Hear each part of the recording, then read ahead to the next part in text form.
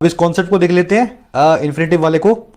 देखो कॉन्सेप्ट ये क्या है, बहुत बार हो चुका है, सबको आता होगा, सिर्फ हो रहा है आपका यहाँ पे रिपीट। इन्फिनेटिव बेसिकली दो तरह के हैं, एक कहलाता है सिंपल, एक कहलाता है परफेक्ट। सिंपल इन्फिनेटिव में एक्शन जो होता है इन्फिनेटिव का वो पेंडिंग होता है, परफेक्ट इन्फिनेटिव में एक्शन फिनिश्ड होता है। सिंपल इन्फिनेटिव की फॉर्म है टू प्लस में वर्ब की base form, to play, to sing, to go, to ईट।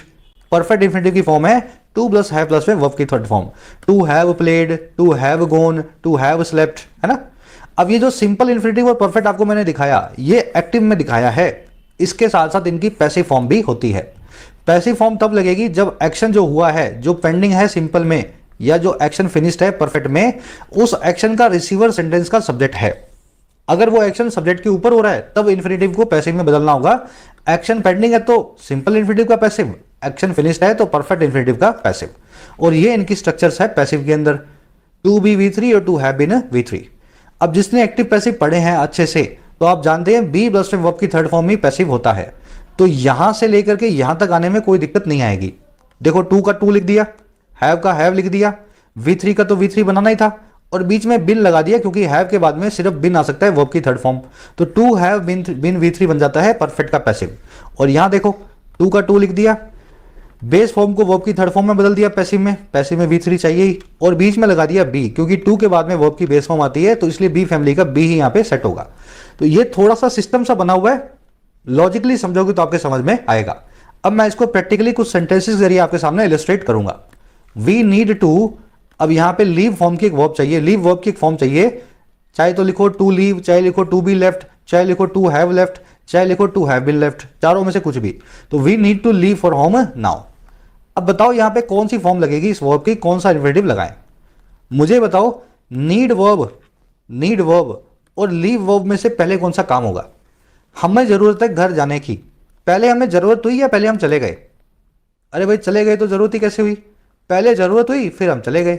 तो जरूरत के वक्त ये लीव का एक्शन पेंडिंग है, अगर ये एक्शन पेंडिंग है तो लगेगा सिंपल इन्फिनेटिव। अब मुझे बताओ हम जाएंगे, इस एक्शन को परफॉर्म करेंगे, या ये लीव का एक्शन हमारे ऊपर परफॉर्म होगा? अरे हम ही तो जाएंगे, हम ही इस एक्शन को करने वाले हैं।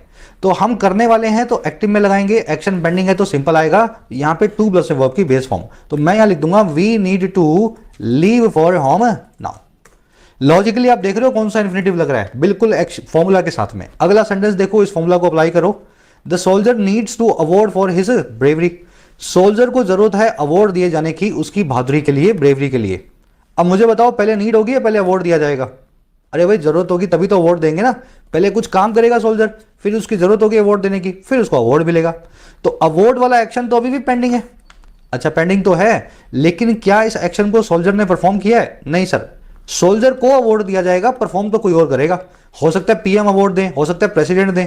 तो कहने का मतलब है अवार्ड सोल्जर के ऊपर काम करेगा। अवार्ड जो है सेंटेंस के सब्जेक्ट के एक्शन का रिसीवर है ना, रिसीवर बन रहा है सेंटेंस का सब्जेक्ट इस एक्शन का।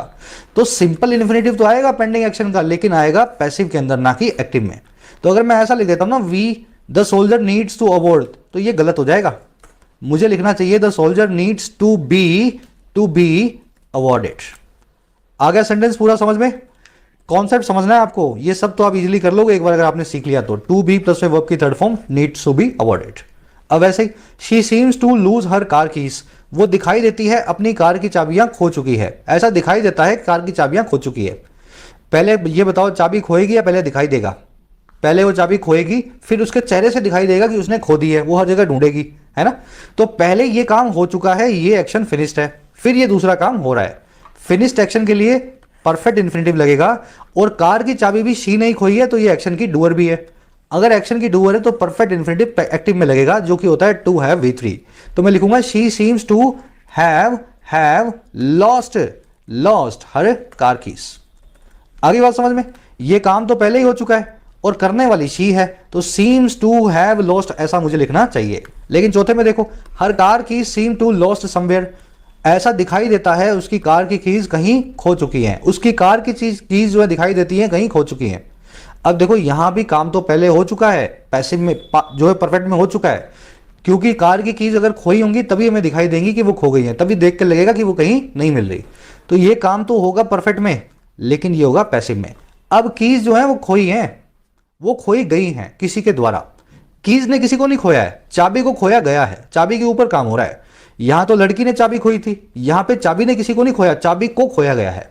तो यहां पे मुझे परफेक्ट इन्फिनेटिव पैसिव में लगाना है, जो कि होता है हैव बीन V3। तो seems to have been lost. अब जिसने ये फॉर्मूला समझ लिया, दिमाग लगा के, जिंदगी भर इन्फिनेटिव में कभी भी कंफ्यूजन नहीं होगी। ये तरीका है इंग्लिश को पढ़ने का। एक चीज दिमाग में बिठा लो, जब तक मैं किसी चीज का लॉजिक नहीं समझूंगा मैं आगे नहीं बढ़ूंगा। हर कॉन्सेप्ट के पीछे का लॉजिक समझोगे ना, तभी दिमाग में बैठ पाएंगे, नहीं तो रट्टे मार करके किसी भाषा को नहीं सीखा जा सकता। क्लासेस में रेगुलर रहो, हर चीज का लॉजिक आपको बताया जाएगा। चलो आगे बढ़ते हैं।